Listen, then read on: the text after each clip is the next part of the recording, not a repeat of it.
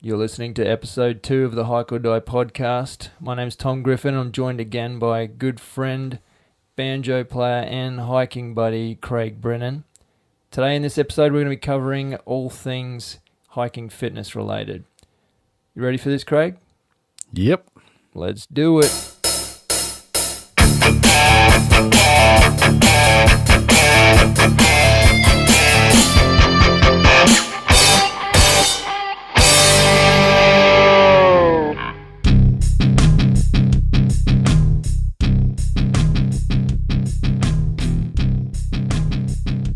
Alright guys, welcome to episode 2. We made it.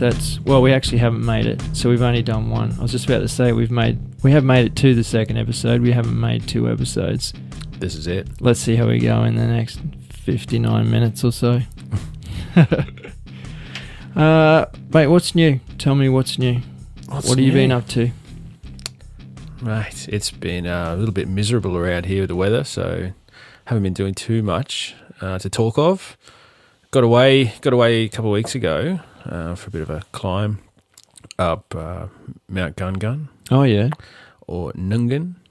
Oh, it's debatable. I reckon it's Gun.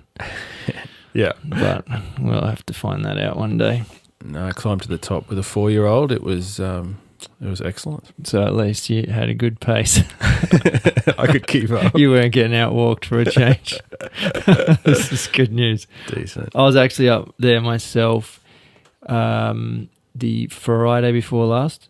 So since the last podcast, between podcasts, I finished work, jumped in the car, drove straight there, had a dream run in the traffic, chucked my pack on, already had it packed and everything from the night before, and just blasted up to the peak and got there just before sunset and got out the new camera, took a bunch of snaps. I had everything up there. I had my stove, I had some snacks, and some dinner, and I was in for the long haul. Ended up, what I really want to do, I just got myself a new camera, Sony A7S, and I wanted to test it on some astrophotography.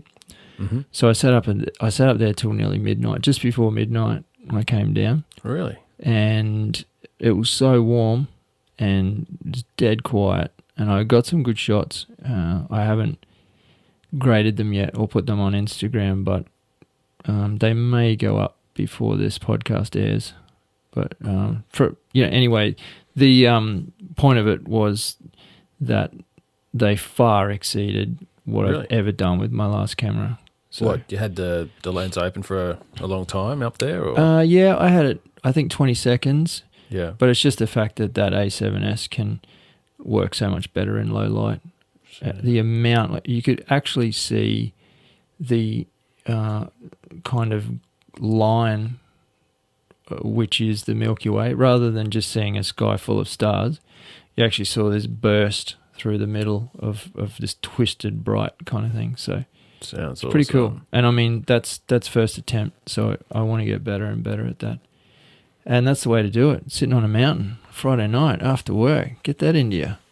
Best Friday ever. Yeah, so, mate. Yeah, that was pretty interesting. Other than that, I haven't been out. But we do have something coming up, do we not, Craig? Yes, mate. I've been tempted to call you all the time, talk about this trip we're going to do. Really excited about it. Yeah. What is it, 2 weeks away now? I think it's not next weekend, the weekend after. Yeah, it's exactly 2 weeks. Yeah, let's do it. You've been there before, I ain't. I've been there twice, and were you meant to be there the second time? No, that was a different trip. The first time, anyway, I've done this trip twice, and it's absolutely gorgeous. It's basically, that is the worst pun ever. It is travelling up a gorge. Sounds gorgeous. I just realised that. That's terrible. Gorgeous, yeah. Unintentional. Yeah. Yeah, travelling up a gorge, literally at times close to waist deep in water. There's unavoidable spots where you just have to go through the deepest part because of canyon walls or boulders or whatever. 99% of it, you don't have to take your pack off. But as I found out last time, I'm glad that everything in my pack is in dry bags because I went over. You had a fall, didn't you? Yeah, completely submerged. Everything, my whole body, my whole pack. Yeah. And I lost my iPhone. It was in a waterproof case, but what I didn't realise was a tiny bit of water seeped in. I pulled the phone out, put it in a Ziploc bag, and 2 days later, it had just been, there was a tiny bit of water under the case and it had been steaming in a bag of sweat for 2 days. It just destroyed it. Okay. Next time I turned it on, it was whacked out. So that's my advice to you is hike this hike like everything can go underwater. It's going to get wet, eh? Yeah, it's going to get wet.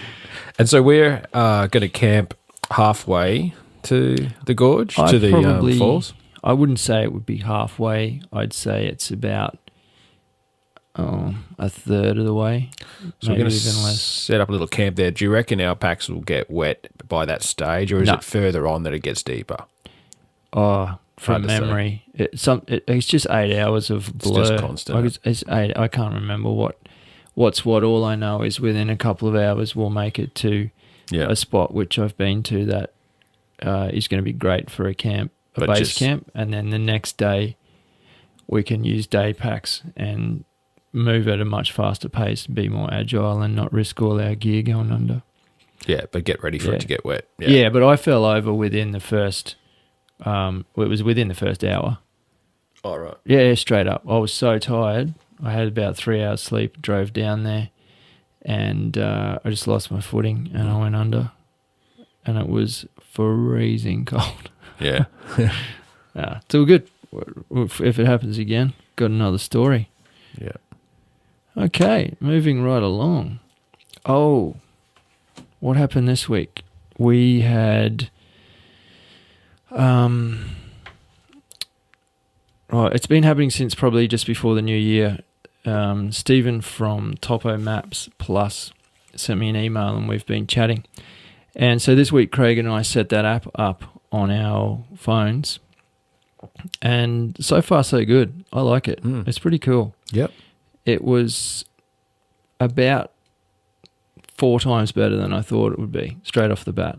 Yeah. I don't know why. I just thought, how's it going to be any better than Google Maps, for instance? But I'm well impressed so far. Oh, I love looking at the maps. So yeah, it'll be really good next trip to take it with us. Yeah, even Gun going back to that mountain we were just talking about climbing.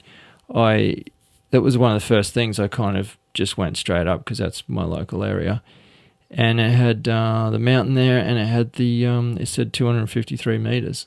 Like it had the height straight there, like ready to go. I thought that was pretty cool. Yeah, that is cool. That sort of information you're not going to get off standard maps.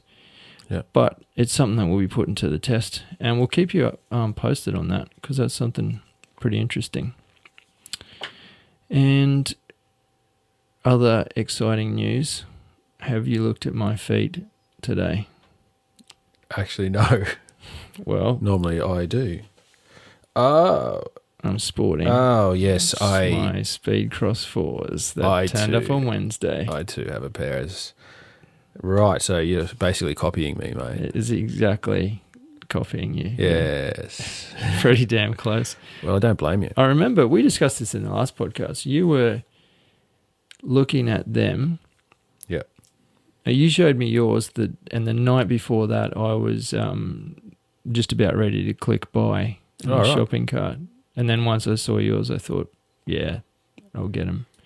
Yeah, they're great. I love them. I actually can't wait to run up a mountain with them because they're so grippy. It's like football boots. Yeah, for sure. Okay. There's something I wanted to touch on from a news topic. I spoke to you a little bit about it on the phone today. Yep. Something popped up in my news feed, and it was an article from Outside Magazine, so outsideonline.com. Just on a side note, all of the topics that we discuss, I will put on our blog with show notes. So you can always go back to hikeordie.com, go to the podcast page, and then get the show notes.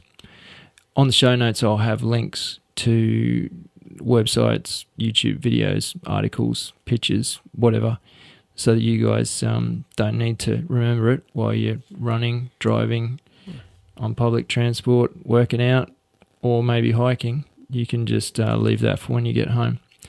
Anyway, back to it. I see that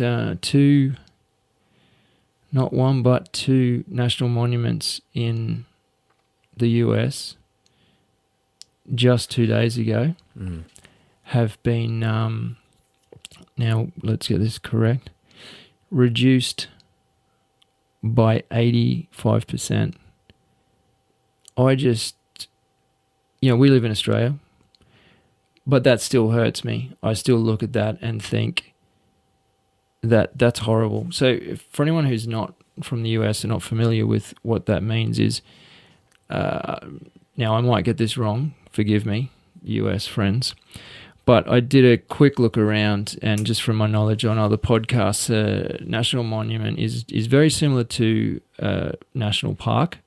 So it's an area of land.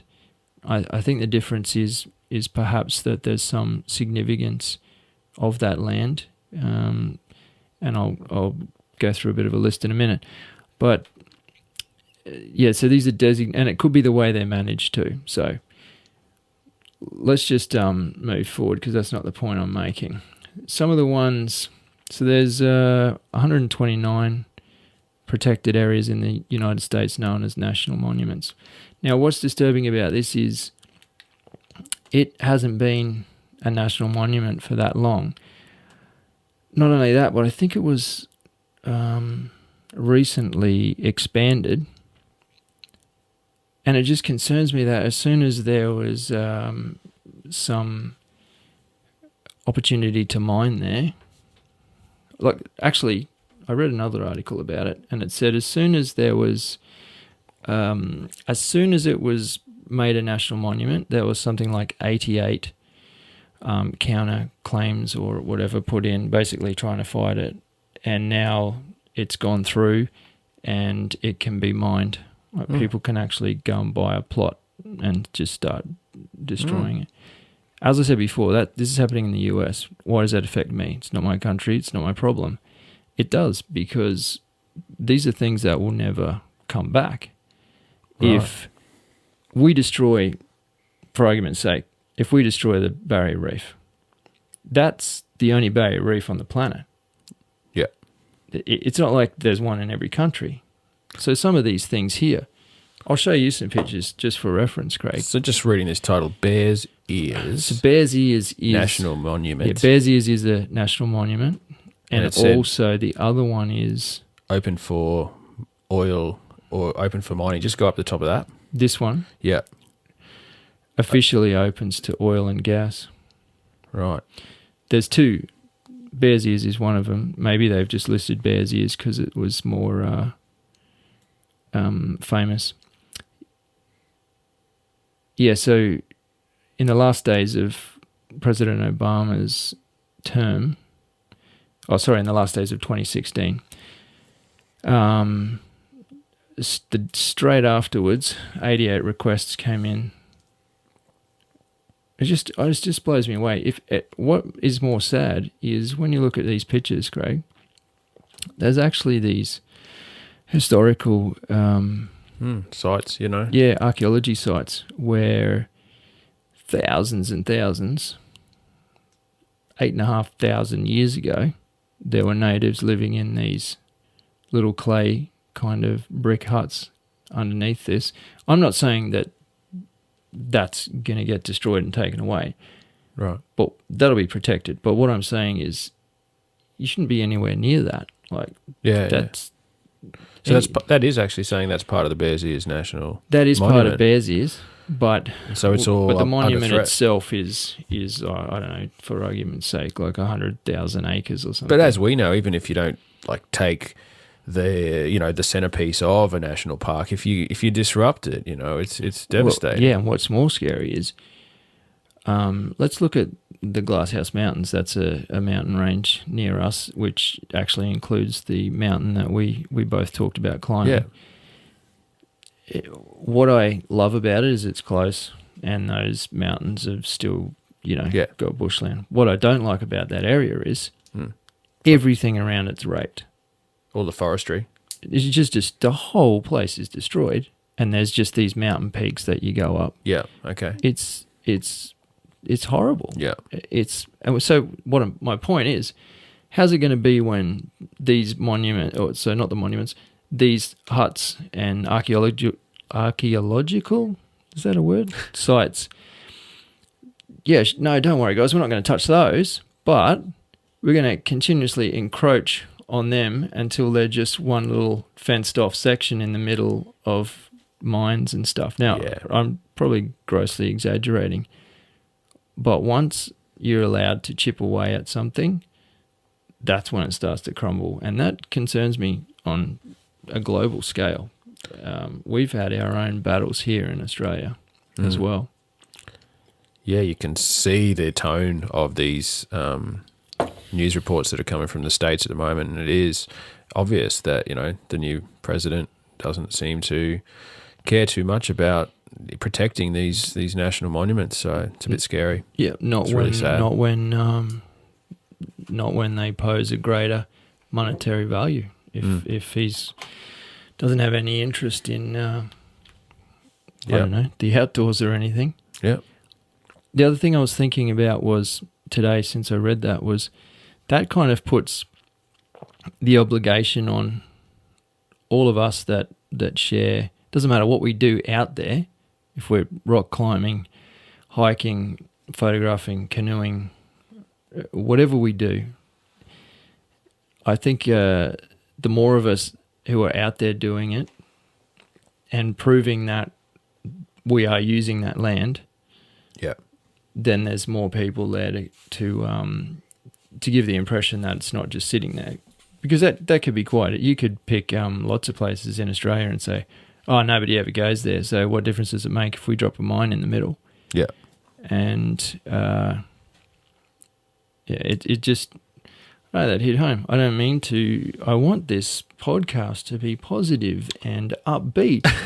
And I saw that article this morning, and I knew I wanted to touch on news, and it was just... Yeah, we'll definitely keep an eye on that.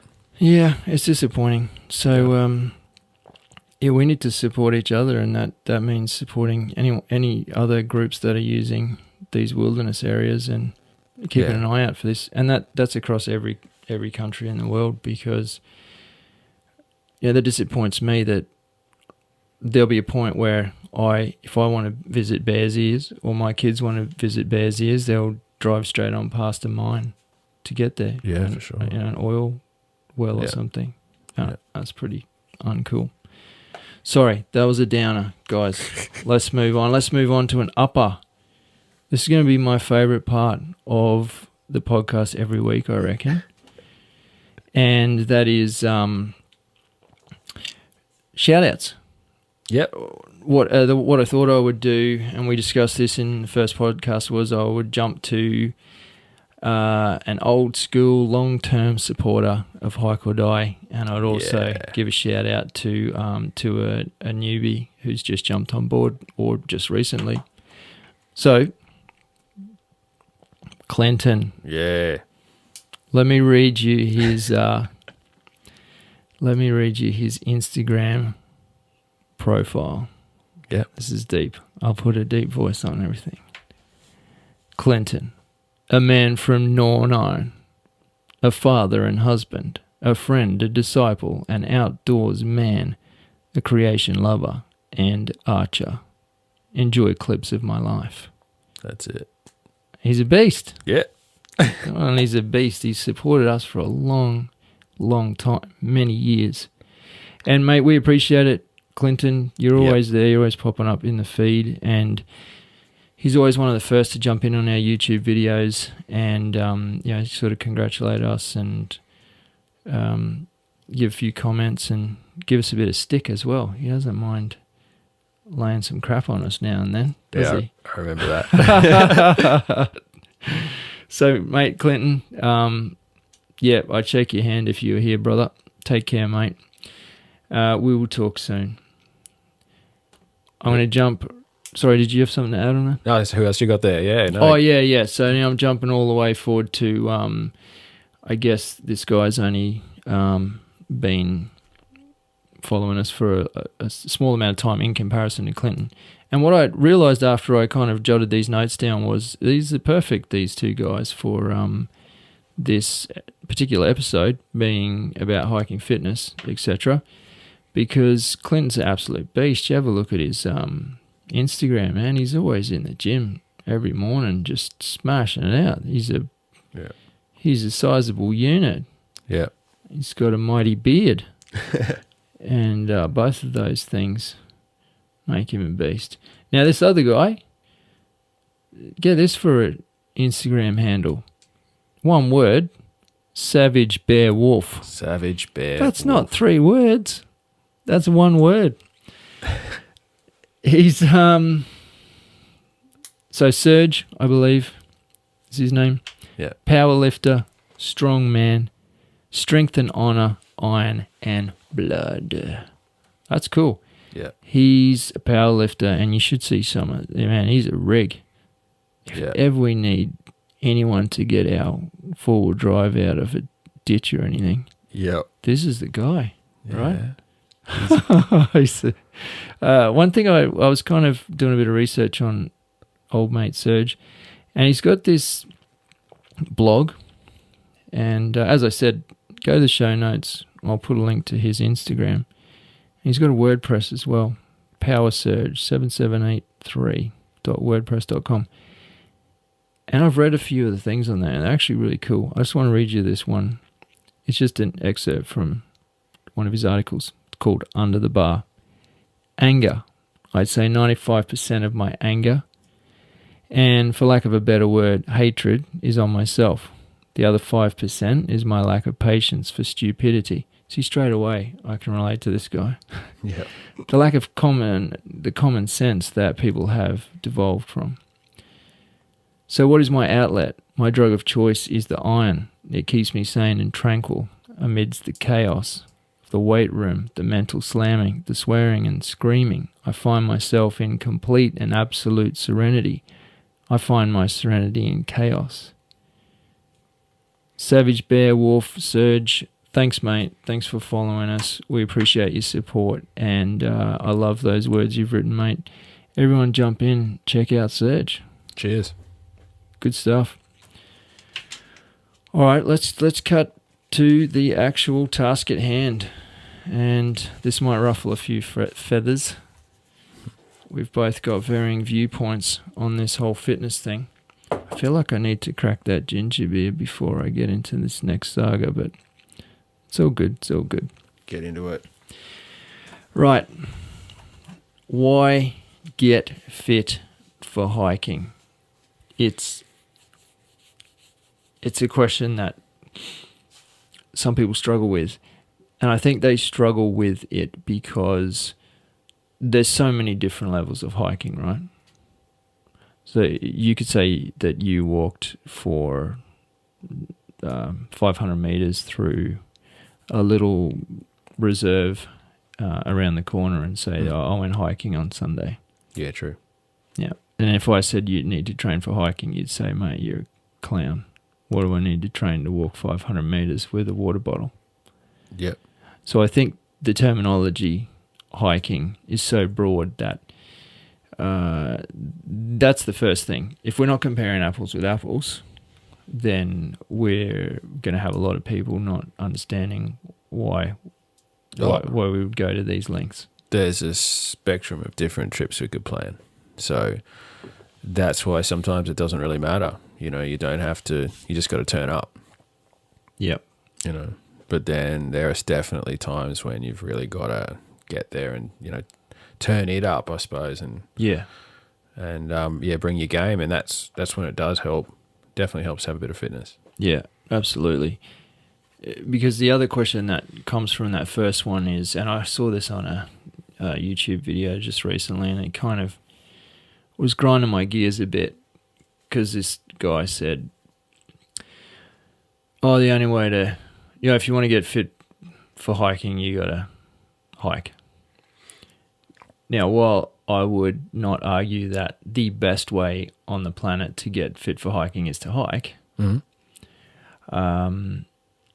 I would also say that there are ways to infinitely improve your endurance, power, and strength. So the enjoyability of that exercise, so not the exercise, sorry, the enjoyability of that journey is hugely magnified. Yeah. By 80% more. Yeah, well, that's it. I mean, I don't think that you can enjoy it quite as much unless you have a little bit of fitness under your belt. Like, I don't think you have to be fit to enjoy hiking. I think anyone from all walks of life can get outdoors and have an adventure of their own, but it does to their level. Yeah, keep it to your level, right. And then you'll still have fun. But if it can quickly become not so much fun when you go beyond that limit. Yeah. And I've been on some trips where I felt my limit was reached, and that's tough. Yeah, I've gone beyond it. That's tough. And it's very quick. What I've noticed is very quick transition from your so a very quick transition from physical fatigue to mental fatigue. Yeah. Once you physically start to break, your mind just loses it, man. Yeah, it bites. I'm out of here. Yeah. Can't do it. There's been, I mean, we've done hikes where we talked about it on the last podcast. We blasted up the very first ridge of the very first hike, and I just thought, wow, I was heaving in the breaths and stopping I'd stop at every tree, and they were about 20 meters apart, 10, 20 meters apart. Yeah. And I could go back there tomorrow and just blast up that ridge. Sure. Without too much effort. I'd raise a sweat, I'd be out of breath, yep. Yeah. But not the same. Not the shock either. No. Like I'd get there and I'd feel the pain and go, yeah, you knew this was going to happen. Yeah, but it broke you physically, and then kind of starts to creep into the mental side as well. And then once it creeps into the mental, your whole game goes. Yeah. So I do think that we need to make sure that when we're saying, going back to my original point, if we're saying we need to train for hiking, then we need to make sure that we're talking about the sort of hiking that people need to train for. So let's just say from this point forward, we're not talking about a half-day stroll in the woods. We're not talking about we're not even talking about a 6-hour cruise along a graded path. No. Let's just say that we're talking about a multi-day, so at least a 2 to 3 days minimum.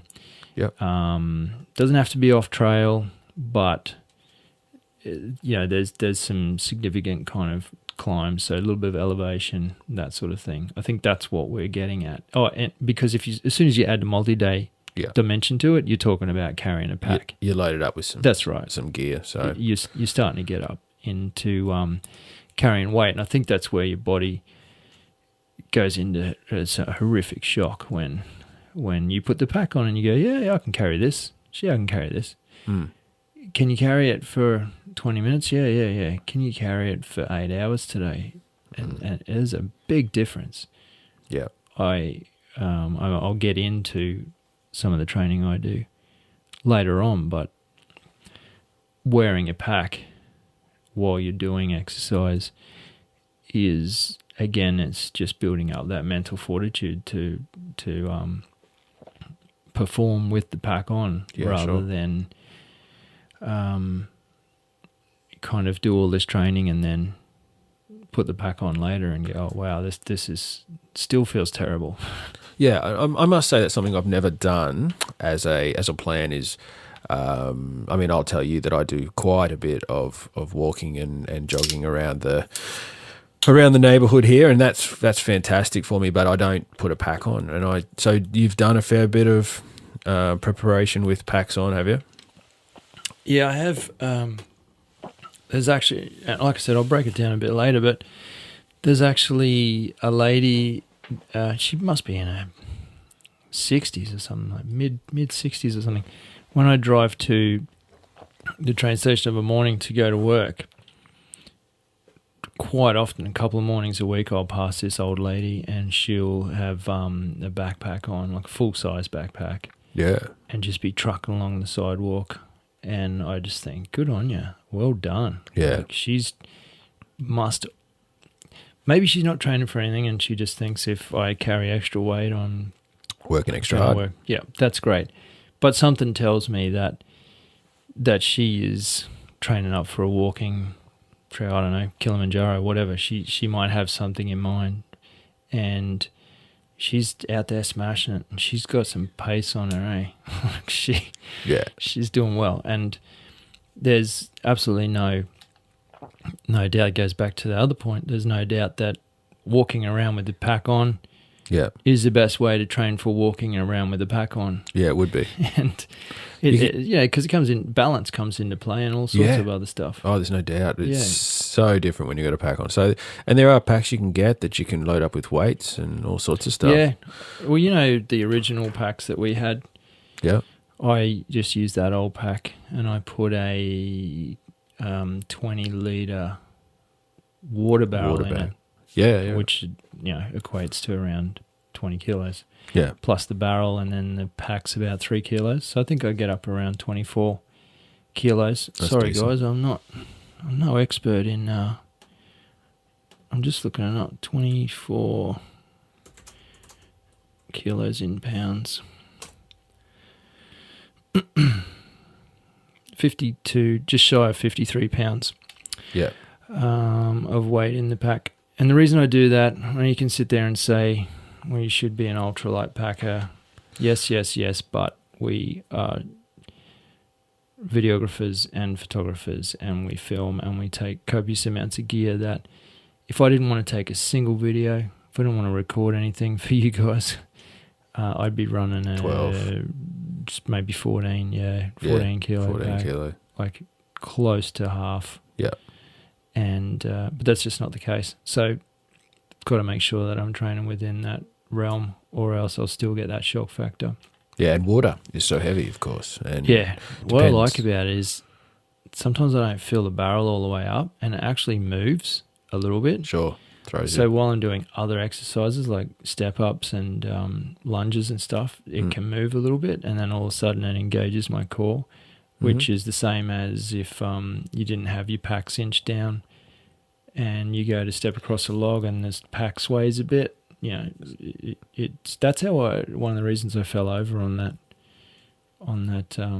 gorge trip was as my foot did slip.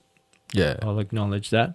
Yeah, but when it slipped, my pack leant over and it just put me 1 degree over balance, and it was like the slowest fall in the history of mankind. For sure. I feel that when I slipped at that Stinson on that last day climbing up, far out. When was that on the last day? You don't mean on the last day when we were climbing out? No. The last day climbing up with all the leeches over us, and I ended up slipping and landing on my back in not too much pain, but just felt like just staying there for a while. That was a couple of hours after I went over, wasn't it? Yeah. Yep. Yeah. And it was the pack. It was the weight on the pack that just you couldn't stop yourself from falling after it went. So yeah, I think a little bit of training with a pack on is very, very valid. Yeah, it's good. I enjoy it anyway. Feels like I'm hiking if I close my eyes. Yeah. There's another thing. When I was hiking up that mountain to do that astrophotography, on that Friday night, I had my whole big pack on, And Oh, you'd know how out of place that would be on that Yeah, trail. yeah, Because it it's might only be. 20 minutes up, 20 minutes down. Yeah. And I've got this massive pack with all this stuff in it. And as I went past this group, I was going up there for a purpose. I needed to carry my camera gear. And I love using little things like that as a training session because I knew this other hike was coming up. Yeah. So I was pushing it. I was going pretty hard. And I walked past this group and one of these girls said to the rest of the group or to a couple of these guys that were struggling just carrying their water bottle, she's like, see, you should be training like that. And I just laughed to myself and thought, geez, I'm not even training. I'm actually going up there because I want to go up there. Yeah. But yeah, it was pretty funny. Well, shall we go? I mean, that's a perfect segue just to go into our training. Okay, I've got a question for you. Will you, be honest, you can be honest, that nobody's going to judge you here. They might, all the listeners might, but I won't. Will you do anything different between now, or have you done anything different from when we decided we're doing this trip in 2 weeks since we decided on the date to what you've been doing the last few months? Are you doing any form of training for this? Yes, but Right. it's not. It fits in with what I usually do, which is just evening strolls. But I make sure that I'm out there just putting some Ks in, and this has made me want to double it. So I'm doing quite 1 hour of marching up and down the hills around here instead of 30 minutes in the evenings, which isn't much, but that just, No, that's a significant difference. I think that makes a difference, a bit of duration in that. And I'm happy to say I've been able to put a couple of 5K runs in this year already, which is something I wanted to talk about. If you're asking me about fitness, I think it's pretty important that something slows me down is some injuries. We've got to be talking about that when you talk about fitness. That's a really good point, mate. So I used to be super fit. I was doing, what do you call it? Like training in the mornings, not CrossFit as such, but it was like a boot camp style thing, stuff. weren't you? Yeah, Yeah, I remember that. I remember when you did that. Yeah, but recently I've had this ankle thing, my left ankle. I've had MRIs. I've had seen surgeons. I've seen had several physios on it, and couldn't get. I've had like injections in it and all sorts of stuff to just try and fix the fact that I'd hit a point in my run and I'd just come up lame and I just can't go any further and I'd have to hobble back home. I remember you telling me about that, and I totally forgot. You told me that over a year or something. Yeah, it's been 18 months. And I forgot about that. It's been depressing. Yeah, that's you wouldn't know. I tore my Achilles tendon once. Right. Not completely off the bone, but the right hand corner. Oh yeah. And it was so painful and so. It was like a disability, man. Like I had to put not insteps, but these heel risers in my shoes and wear shoes all the time, or I couldn't even walk. Oh, I started with podiatrists too, for this, and still don't exactly know. I think there's an impingement in my ankle, but I'm really, really, really excited that I can run again on it, and it's not pulling up anymore. So something's gone right recently, and I think we all have to accept that injury goes hand in hand with fitness and hiking and stuff, and we have to, take that on. That's a good point. So that same injury, I was doing a similar boot camp thing twice a week, and it was the strongest I've ever been. Absolute strongest I've ever been. And every week I'd push myself harder and harder. And this guy, 80% of the stuff he'd have us doing was legs. Yeah. And I never ever realised. I'd always shirk on the legs. Not because it hurt or whatever. It just kind of, I don't know, it just doesn't, it never occurred to me that and this is going to sound absolutely stupid, that having powerful legs was going to assist hiking, because I kind of thought, well, I just need to get fitter for walking. But I was so wrong, and that probably ruins my credibility by it kind of saying that I didn't think of that. But if I could say to anyone out there, if you think, oh yeah, I do a little bit of legs, all I do is legs now. All right. I don't care. All I do is legs. And I absolutely smash. And do you remember that time that we did that training hike getting ready for my Tassie trip, my first Tassie trip? Sure, yeah. And we went down to that place called Cobble Creek. Yeah, that's right. I remember that very, very clearly, in that when we hiked out of that day, it was the first time I'd ever had to stop to wait for you. Yeah. And that was at the peak of doing that boot camp for about 8 months. No, I remember that. I remember noticing that you actually said you'd stepped up a big... Holy shit. What have you been doing? Yeah. And it was just legs. So for me, it's just legs all day. Yes. Legs all day. It makes sense. That's of what course you want to keep, do other exercises, of course. But my point is that that power and that drive, man, it goes a long way. Yeah. So I do things now like I said, I'll put the pack on, and I've got this massive steel toolbox, and I'll just put a CD on, and I'll just hit play, and I'll step up and down on that toolbox until that CD stops. So whatever it is, hour and 20, I'll just go. I'll step up.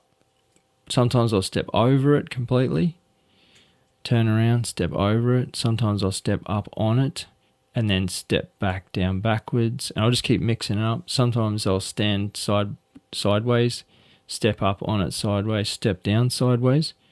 And these are all things I think are very important not to do strictly symmetrical training, especially for the sort of terrain that we traverse with the pack on our back. Yep. Whenever you actually need to start pushing hard, it usually means you're stepping up onto a rock, onto a log, over a log, and they're all the points where you need those bursts. Yeah. I have a log. I mean, an actual physical log. It's an expensive gym you go to, right? This is a gym where I use the old pack with a barrel of water in it. I have a log, which one of the trees in my yard, a 60, 70 foot tree, went down over to my neighbour's place. And so I jumped the fence and cut it up with the chainsaw and ended up with this sizable log. I will weigh it. I've never weighed it, but it is very heavy. I say it will probably be 30 kilos, maybe 35. Or maybe it just feels like that when I'm nearly crying. But that log, I'll get that, and again, I won't be symmetrical, so I'll have it on one shoulder, and I'll do squats. I'll put it on the other shoulder, and I'll do lunges. I'll kind of walk forward and do lunges. I'll walk backwards doing lunges, and I'll swap shoulders all the time. Sometimes I'll just hold it in my arms and do squats, which is symmetrical. But I think that mixing it up is key to keep engaging all the other smaller muscle groups. So you're a real tree hugger these days, mate. Mate, I hug that thing. I cry on that thing. I swear at that thing. So much so that, you know what I want to do with it? I'm going to need some help with this. What I'm going to do with it is I'm actually going to sand it, and then I'm going to wax it, like so it looks like this awesome log. But I'm going to, I want to carve a name into it. I just want it to have a name. And I'm actually going to, this is a fact, it'll probably be a couple of podcasts away. I'm going to run a competition to see who can come up with the best name for my training log. And then I'm going to give something away to that person. So you get a head start if you're listening. Start thinking now, because the competition hasn't even started. But a couple of things I like. Like, first thing that comes to mind is like the Beast, you know, giving it a name like that, right? But then the other thing I kind of like is actually giving it a human name like Boris. Just that I'm just going to train with Boris. Yeah, with Boris. And just carving Boris in. And on the other side, I want to carve something really poignant, like this is a Jocko. Do you know who Jocko is? Not you, Craig. I know you do. Jocko Willink. He's ex-military. He did a bunch of tours over there. He's an extremely motivational guy. I want to carve like one of his quotes. Like one of his would be, what is it? All of your... I can't believe I can't remember it. All of your excuses are lies. I'm sure it is. Yeah, all your excuses are lies. Just carve that into the side. So every time I think of quitting, I just look at the side of that thing and just pick it up. I'm going to do that. And then, so guys, put your thinking caps on. Mm-hmm. Carving names in it is sounding a little bit castaway there, buddy. It is a bit. Well, I talk to it. We have enough conversations already for it to have a human name. Yeah. But what's the name of that ball? Wilson. Wilson, that's it. Yeah. You're not allowed to suggest Wilson. I will not call it Wilson.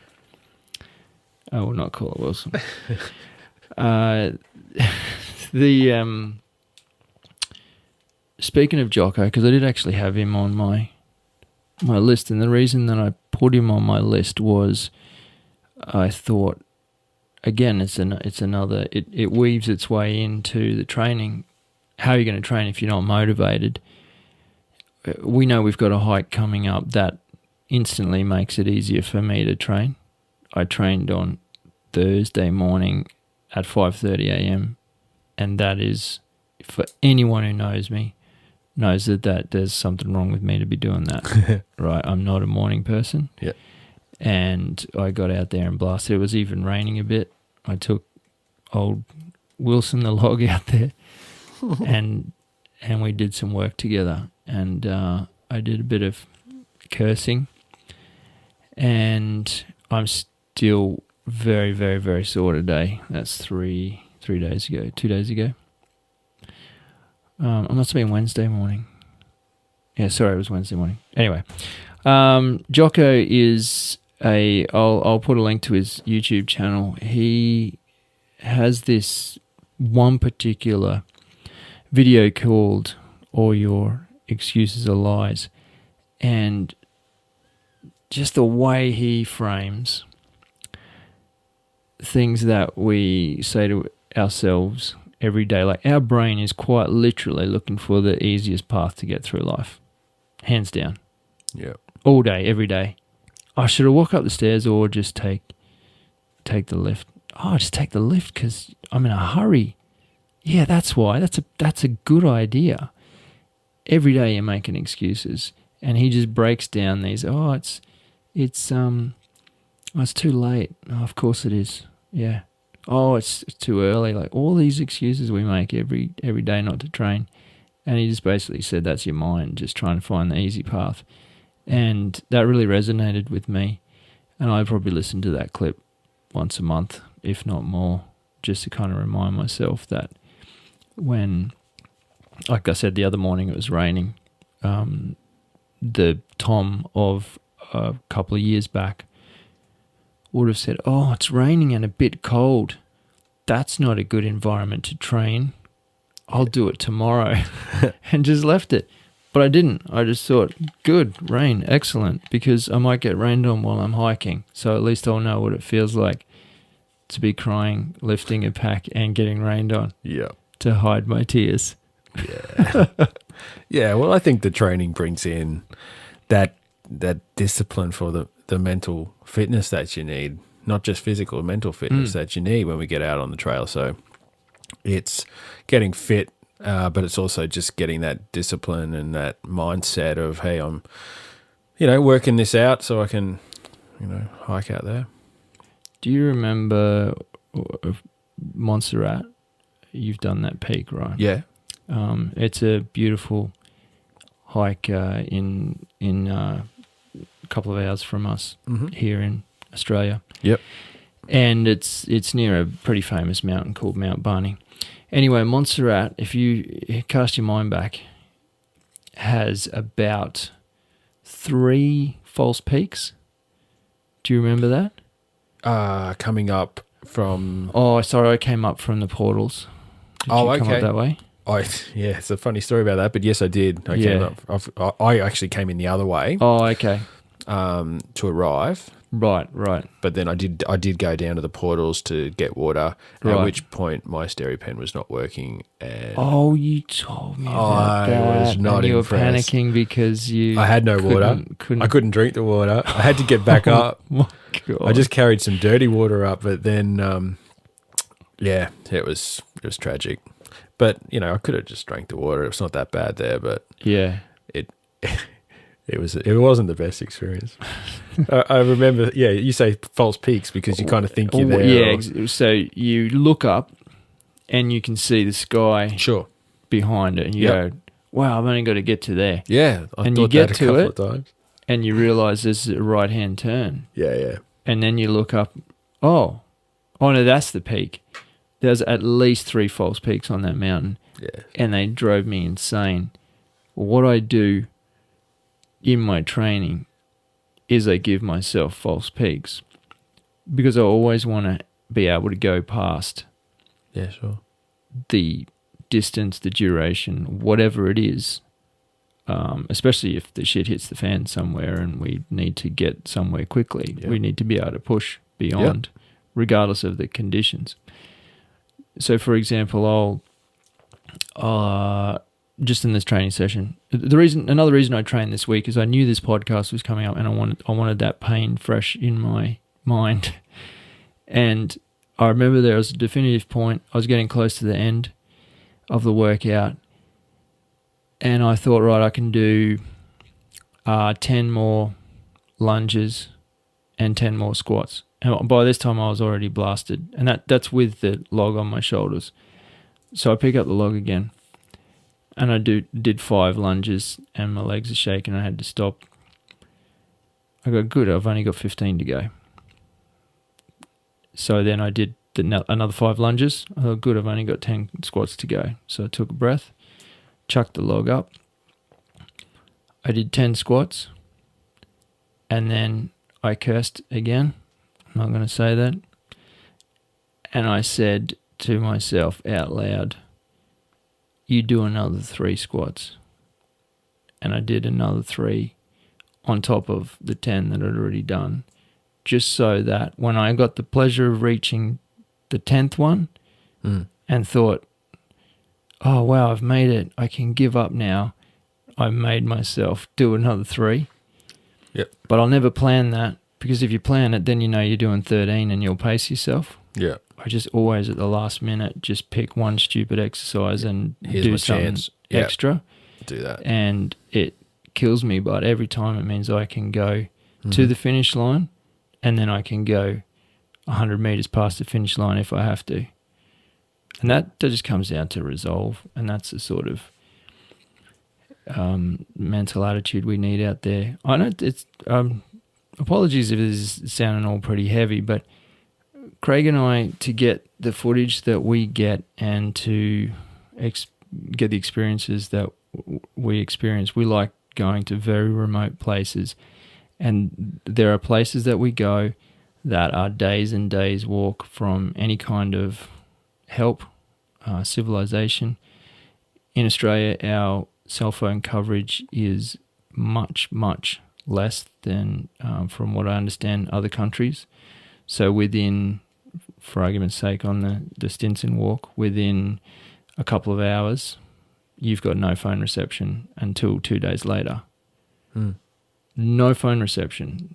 So we're on our own, and that's when we need to have each other's backs, but we also need to know that we can take ourselves to a place physically and mentally that we can get out of this place if some bad weather rolls in, or if let's say, for argument's sake, one of us breaks our leg and we just have to kind of set ourselves up. You have to pick me up like Wilson. Yeah, I have to pick you up on my shoulder. I need to start training with a bigger log. A small tree. Then I think we need to know that we can say, okay, Craig, whoever it is that's broken their leg, I'm saying you because I don't want to break my leg, prop you up against a tree, right? You've got food, you've got water. Let's set up a tent, whatever. You got everything you need. You're going to be just fine. Don't move. And then I've got the capacity then to absolutely blast through that bush and get out, get a crew, get back into you in the shortest possible time. And that is that extra 3 squats. Yep. Because at any point in time, you might need to do that extra bit. I keep a pretty close track when I'm running of my state of endurance, and therefore I use a watch that gives me some feedback and some biofeedback as well. And I'm actually really getting interested in just knowing where my limits are, and I play scenarios in my head where I may have to hightail it out of one of our trips and find help or whatever. And I need to know how far I can run before I have to slow down. And I think it's important to sort of be prepared for that and know that you can reach a certain level of getting out alive. Yeah. The psychological aspects of that, the resolve, just from my personal experience, what I build out of that, the hikes that we do, what I build out of the training that I do for those hikes, I take that back into my personal life. I take that back into my work life. Yeah, true. And I remember a point where I had done, remember that first solo trip I did? Yeah. Well, I did the canoe trip for 3 days. First time I've ever gone out alone. And again, within 3 hours of paddling, I was out of phone range for 3 days. Yeah. And that was pretty significant. I remember sitting at my desk at work when I went back to work after that trip. Everyone's running around and there's people panicking and throwing paperwork on my desk. Oh, we need this done and everything. And I remember just looking around, and it was like a film. Everything kind of went in slow motion, and there was all of the sound went away, and I was just observing. And I remember thinking, you guys have no idea what I'm capable of. Yeah. Your problems, your petty problems, are nothing. They're nothing. I don't have time for your petty problems. What you've been through. It was life-changing. Yeah. And every time we get out there and bust ourselves, I take that fortitude and I bring it back to every other situation in my life. Yeah, yeah. If you think back to when we originally decided to get outdoors, it was pretty much to find those things. And you might say that, fitness is one of the 1%ers or whatever, but it's something you can sort of work on, and it does, get the mental game right if you get a little bit of fitness on. Absolutely. As I said earlier, the enjoyment. So let's say there's 2 people. One trains for this hike, one doesn't. They both go on the same hike. They both complete the hike. That's fine. No dramas. The person that trains will have an infinitely better experience. Yep. They will be able to push further at a comfortable pace, have a conversation while they hike because they're not too out of breath. They'll be able to stop and take a photo, be able to operate the camera because they're not vomiting. That's it. They'll be able to have a short break for 5 minutes, have a snack and some water, and their energy levels will be back to 100%. Throw the pack on, off they trot. Meanwhile, this other person is struggling to keep at that pace and just get to the finish line. That's my opinion. That is bred purely from my experience, my own personal experiences, and I will always bust my ass at home and go through the pain at home so that when I'm outdoors, I'm just having the best damn time concentrating on birds and mountains and taking photos. Yeah. Yep. You got to be able to have that time at camp where you're still feeling good. You know, you don't want to be ruined and unable to enjoy the photography and the landscape. So, yeah, there is a lot to be said for that for sure. Yeah. Yep. Okay, we are churning through stuff here. Going back to Jocko, there's another person called Cameron Hanes, who is he came to fame by not many Australians would know him. He came to fame as a bow hunter, but as a super fit freak.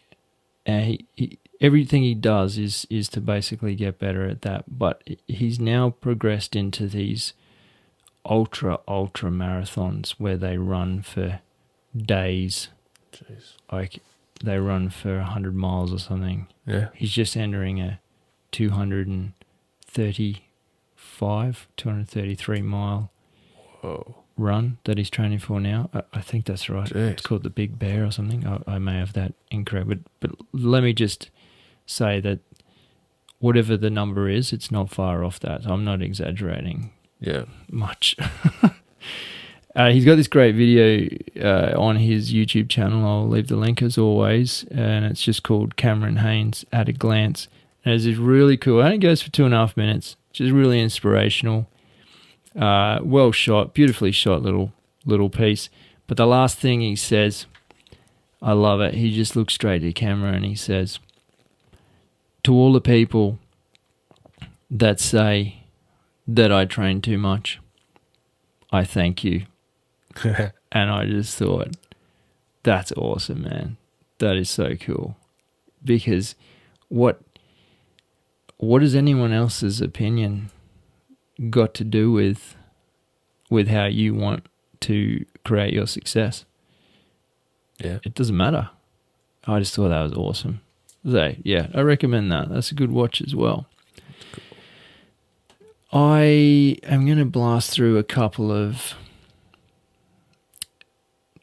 videos that I've, over the time I've been looking into this fitness sort of stuff, I think have a nice little collection of exercises, because it's way too hard for me to, on radio, explain to you.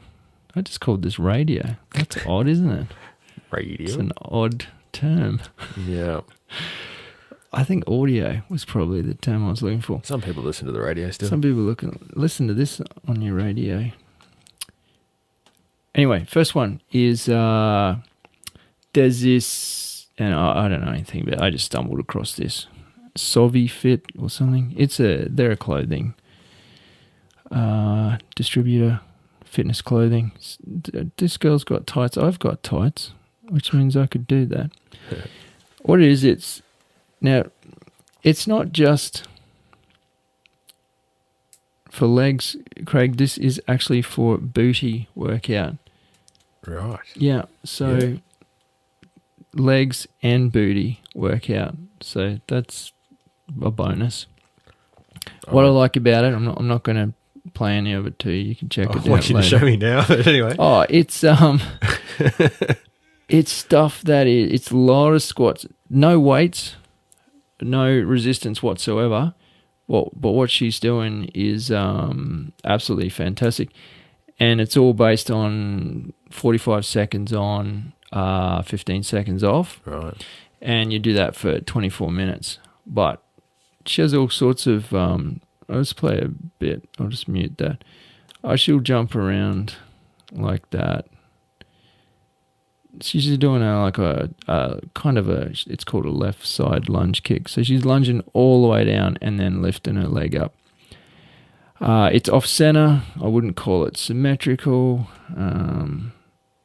The wide climbers. That's similar to a bear crawl, except you're not actually moving forwards. I do some bear crawls, sometimes with that 20-litre drum on my back. I don't know why I do it, but I just kind of feel like, those times when we have to climb up through or under trees or crawl under trees and stuff. I kind of do it for that. Yeah. Just awkward. It's awkward and it's painful and it messes with me, but I'll go across the yard and back and then do it again, and the kids think it's hilarious. They laugh their head off at me. Oh, this is skater hops. Some people know what they are, especially skaters. No, she's great. It's a really good video. I'll put a link for that. There's another guy I'll give a shout out to. His name is Scott Malin, not quite sure. He is he's written some books. As I said, I'll put all the links, and I'll put the link to this video. But he shows this really simple exercise where he's putting he's in the lunge position, and then he puts his rear foot up onto a chair that he's got behind him, and then just starts doing one leg lunges. I've done these, and they're pretty awesome because they're engaging a lot of. I see how much, and he's fit. See how much he's struggling to keep his balance. All right. They engage all your core muscles, and you're only working one leg at a time.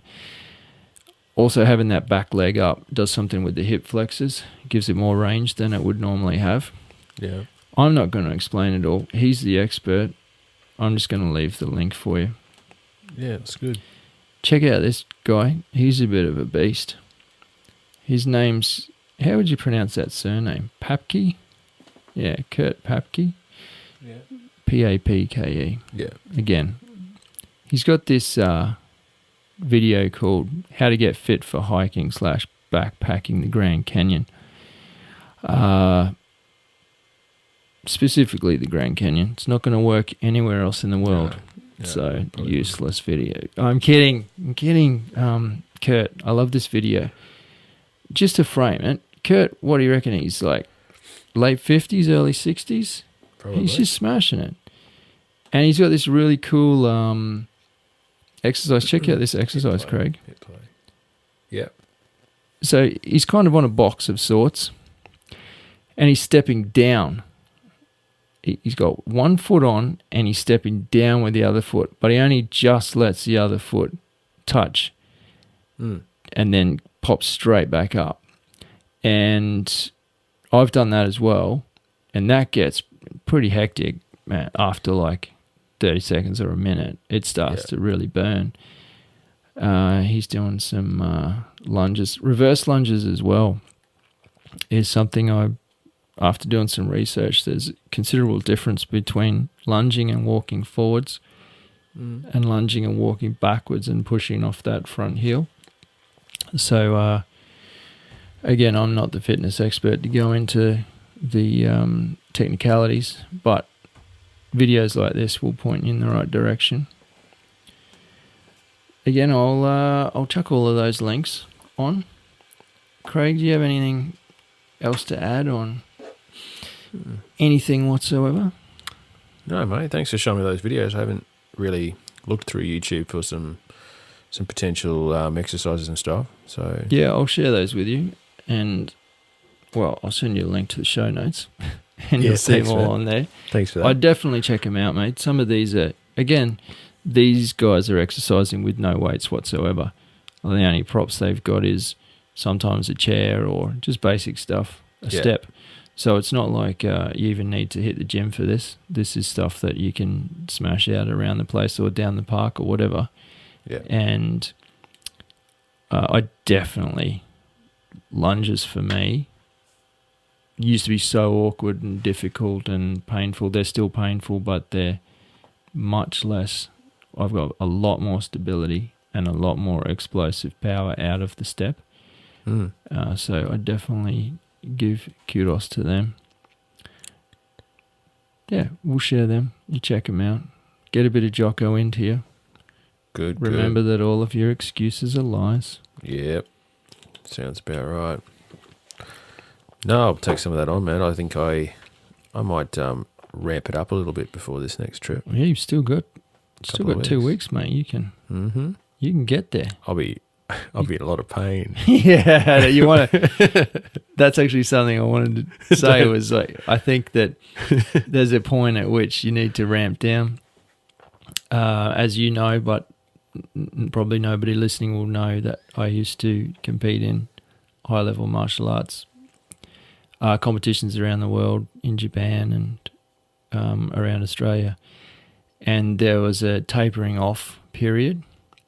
As there is, I assume, for any sports whatsoever. So you will get to a very high intensity, and then in that last kind of 5 days, you really just be moving your body. There'll be no resistance, there'll be no weights, there'll be no way that you're going to get an injury. Right. And you're basically letting your body recover from those weeks and weeks of intensity. Yeah. Letting your body recover, getting that battery charge all the way up to 100%. Yeah. Letting a little bit of that animal kind of build up again as well. Yeah. That kind of power. And then when you do hit the trail or whatever, hit somebody else, you're back to 100% as good as you can be, because you've taken that time to recover. So I'd say you got 1 week. You got about 7 days to blast, and then you can rest up. Yeah, I've always thought that after a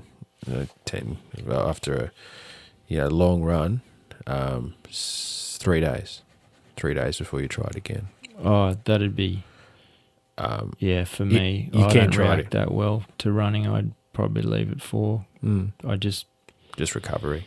Yeah, my recovery, like, again, anything on my legs, recovery is slow. Yeah.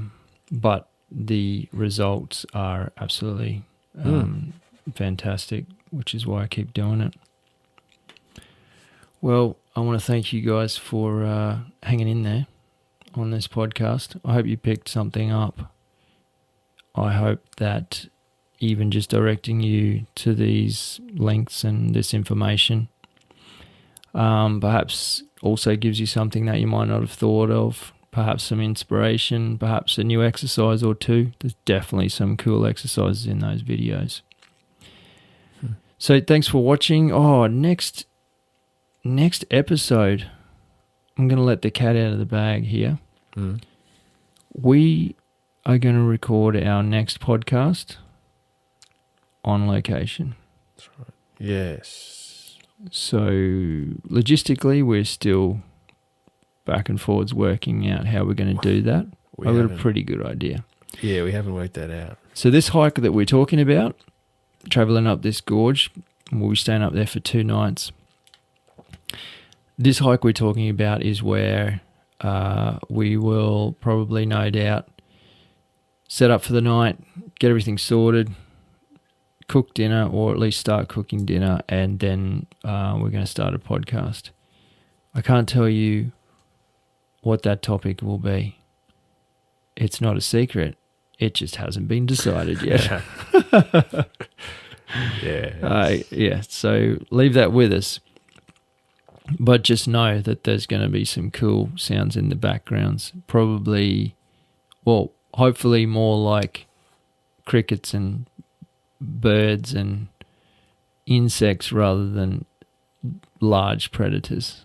Less of those sounds, more of the bugs. So that's where you'll hear from us next. That'll be nice. Should be very peaceful. Yeah, sounds of summer. Maybe the odd mosquito slap. Yep. Or freak out when something crawls on us. Yep.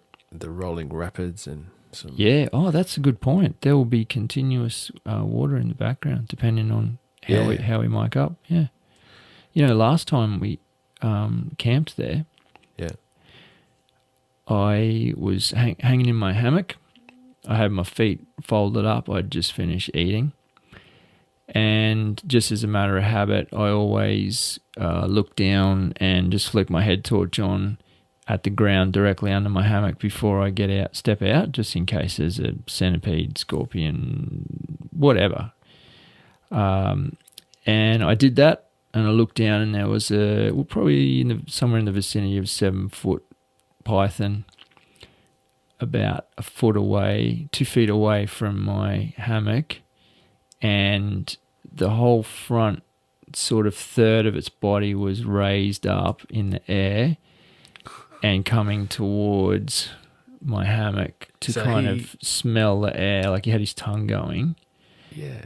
And he's raising up almost like, what is that smell and noise and thing moving in the dark there? And so even though the hammocks are off the ground, you reckon he could have just raised up to the hammock? Yeah. Well, the interesting thing was the way my hammock was hung, there was a little bit of a ledge off to the right. Off to one side, rather. So he was already raised. Could have got up on He was already raised by a half a foot or a foot. Mm. He was already halfway up to my hammock. And yes, he very could have easily just gone, hey, fella, anyway, got a new room. Yeah. But he kept coming. The other guy I was hiking with was freaking out. And I just kept talking to the snake. And I just said, in my calmest tone, hey, buddy, it's all good, buddy. You don't want to come up here. And he kept coming directly towards me. And when he got about a foot away, he slowed down. The tongue was still going, tasting the air and everything. And then he just went straight under my hammock and continued on his way. So I jumped out of the hammock, grabbed the head torch, grabbed the camera and started filming it. And he had no interest in me whatsoever. He was on his nightly hunting duties, and he just couldn't care less about me. We might see him again. I hope so. Catch you guys next time. Thanks for listening. See you later.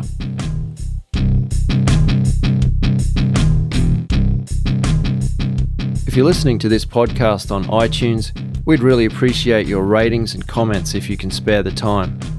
If you'd like to know more about Hike or Die TV and keep track of our adventures around Australia, make sure you drop by hikeordie.com. That's where you'll find all the information you'll need to follow us on YouTube, Facebook, Twitter, Instagram or Pinterest. As always, we appreciate your support. Thanks for listening.